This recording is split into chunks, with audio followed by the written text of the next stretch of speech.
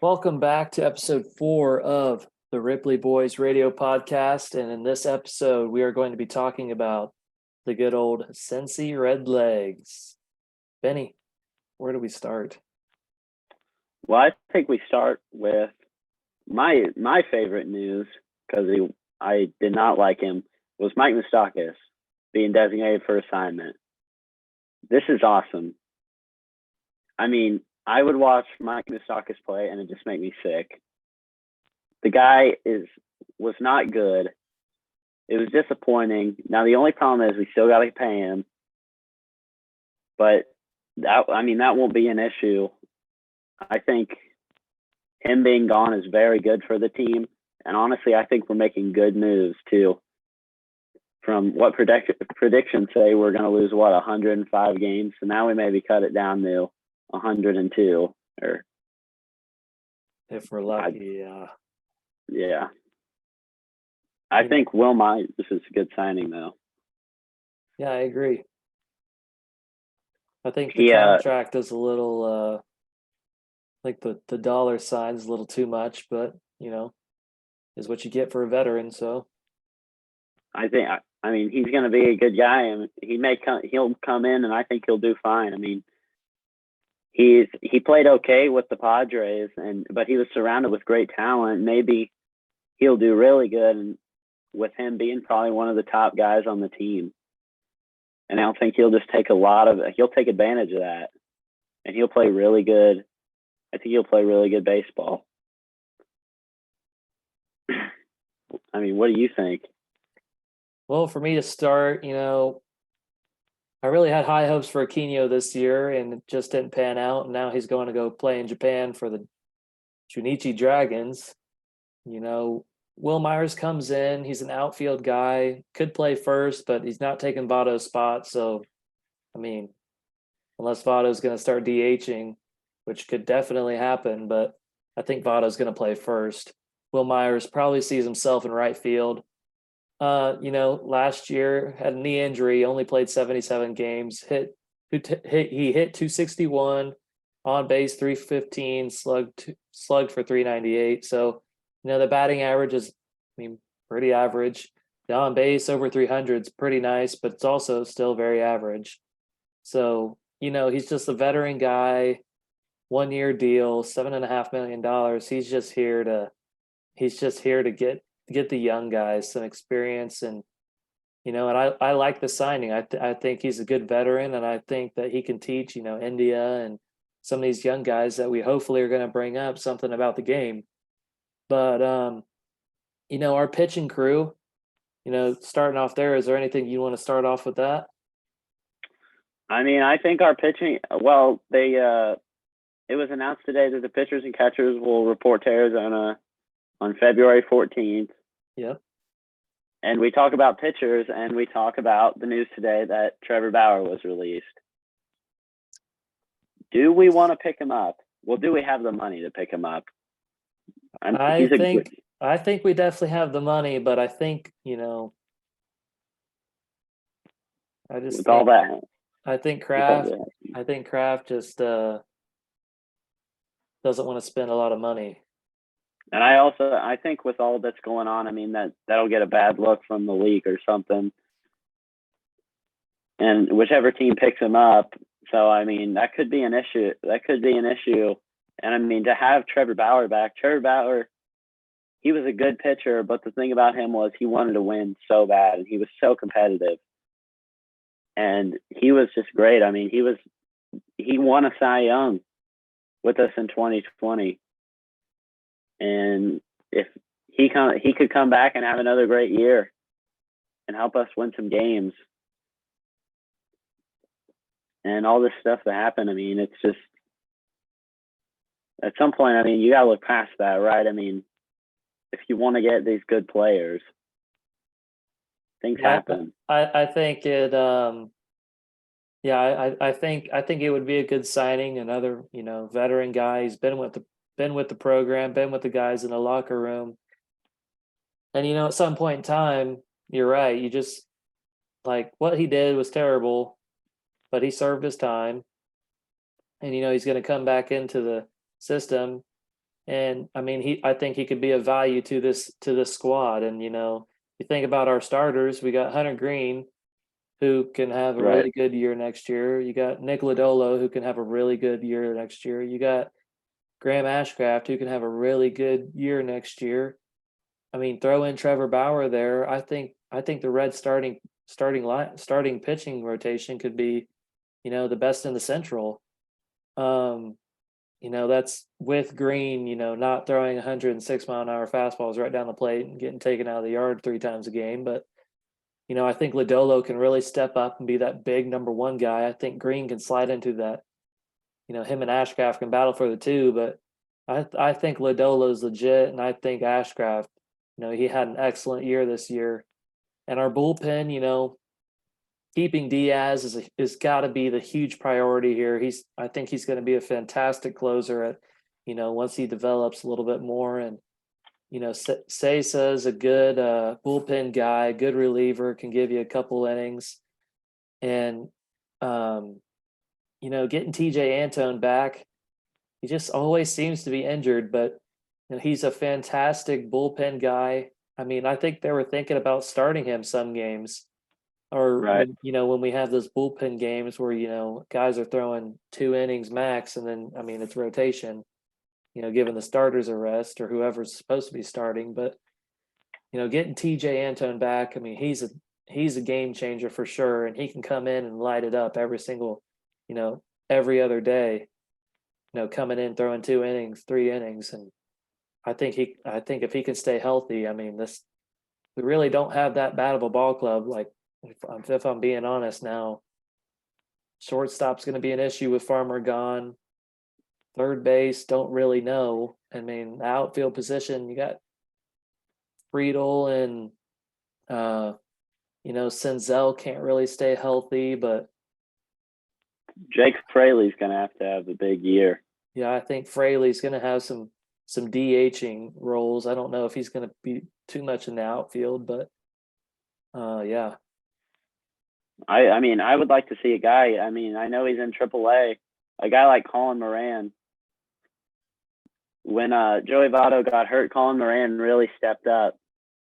I think if we could keep Will Myers in the outfield and just have, if that's what we want to do, and then have Colin Moran, I mean, he could be a good piece to the puzzle. And Ely De La Cruz is coming up, he's the top prospect in AAA. Yeah. And if he can play out to this potential, I mean, he's third baseman, right? He could play short and third, yeah. Yeah, so that, I mean, this could solve our third baseman shortstop problems, but we could also keep those problems. So we could also go 62 and 100 or whatever we went. I think it was that. And I mean, it comes down to Castellani, like, do we want to spend money, or do we want to be an average ball club? And right now, I think we got to rebuild. We're wasting Votto's career. Unfortunately, I definitely don't want him to leave, but we got to start thinking about the future here. And Votto is not going to be a part of that. India is going to be a part of that. Senzel is going to be a part of that. Hopefully, if he can stay healthy, Stevenson's going to be a huge part of that. If he can stay healthy, we just get these guys who they just can't stay healthy. Like Stevenson cannot stay healthy, and Senzel right. cannot stay healthy, and Votto's getting hurt now all the time. And it's just we got to start looking into our farm leagues now. So like you said, Ellie De La Cruz, I think he should definitely get some time up. He was playing terrific last season in AAA. At some point in time, I think his name is going to be called up to get some minutes or to get some innings in the big leagues. And I think another guy who can get some innings in the big leagues is Noel V. Marte, who's a shortstop who's also playing in that AAA team. And I think they're both 21 years old, so they do have a lot of time to develop. And I don't really know if I trust David Bell and his managerial mind, but bringing those guys up too early might hurt them. You know, it's baseball is all mental, and if you go up to the plate and you don't really feel confident in yourself, then then you're just out of luck, and you're probably not going to play very well. That just is what it is, and it's the same thing in the field. You got way more people watching you. Cincinnati's gonna pack. They didn't pack the stadium last season, probably won't this season, but I'm gonna be there multiple times this year. I want to see these guys win games, and if Ellie De La Cruz is playing and he's doing a Fernando Tatis and having 4 turnovers and having 4 errors in the game, that's not going to play good on his mental side. And then, we'll probably have to send him back down to AAA because he just can't get the job done. And that's just I think that's just really going to play a heavy factor on his career early. And the same thing with Marte. These young guys, they get up here, we got to make sure that they can stay. So India proved that he can stay. Now these guys, I think they should get a chance. Maybe not start games. Maybe come in and DH, play a couple of the later innings. But we got to get these guys some time because we're really this projected lineup that we got right now is just it's not a winning ball club. Right. I agree with everything you're saying. Ely De La Cruz. It'll be fun to see what he does because he could have. He's already up in AA. Well, spring training I think is going to tell a lot because take away Votto. We're a young team. Yep. So spring training is going to be really important to see what these guys are made of. Jose Barrero comes in at around early August and plays until October. He kind of proved himself. If he can have that year, we'll be a young team, but Ely De La Cruz, Jose Barrero, Jonathan India, if you just go down the line there, get some pitchers in, get some decent relievers in, a guy like Will Myers in the outfield. I think honestly we could be a lot better than what people are saying, but there's a chance that we could be just as worse as people are saying. Yeah, and I think on that Barrios thing, I just don't know if he's a long-term answer, to be honest, because I think he had his time up here in the big leagues, and to be honest, I just think he's a AAA player, and he came up to the big leagues, and I don't know his stats, but I think he was batting in the 100 something, like 170s. That's not going to get the job done. Right. And, and it's not like he plays that big of a defensive role like Jose Iglesias did when he was in Cincy. His bat wasn't terrific. It actually, historically his bat wasn't very good, but when he was with the Reds, I thought he hit the ball pretty well, and his defense was absolutely amazing. There's probably no other shortstop in the league that plays defense like Jose Iglesias. And,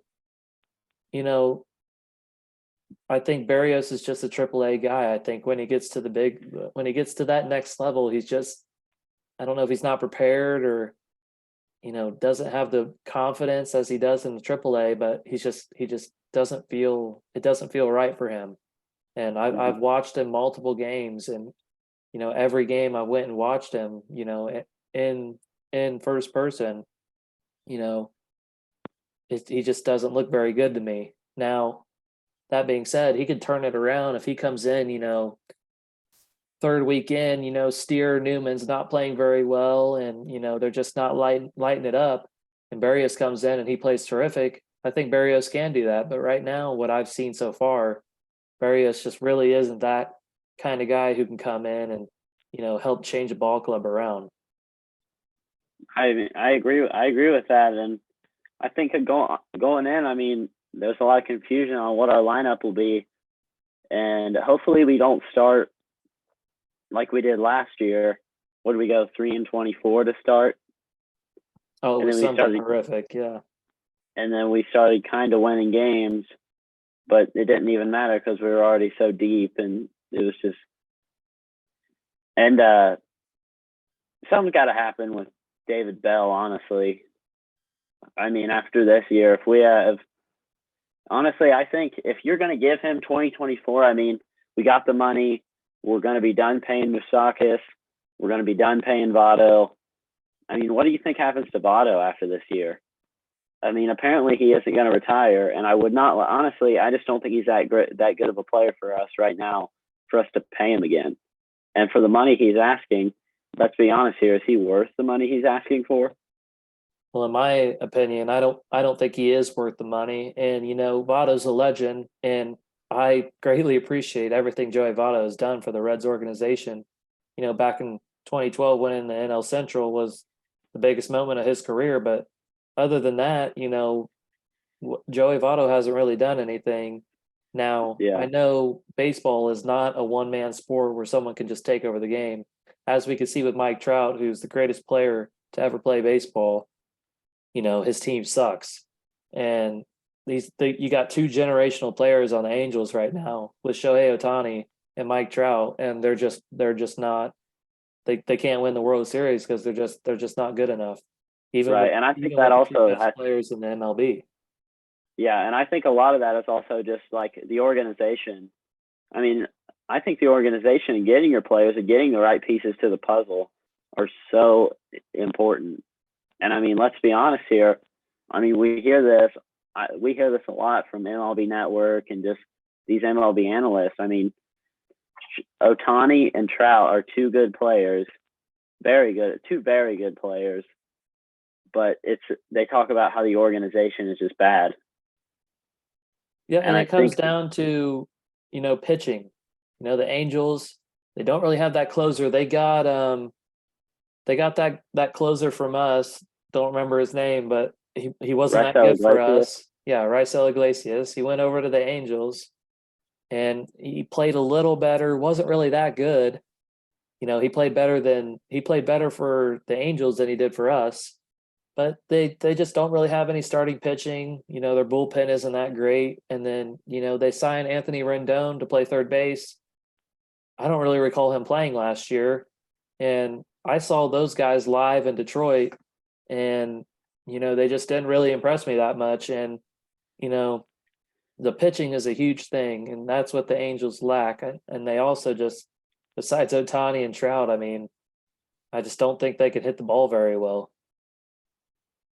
I agree, and I think the problem with the Reds right now is, yeah, we don't have a great organization, we don't have great owners, but we also don't have crazy good players, and that's why we're projected to be the worst team in baseball.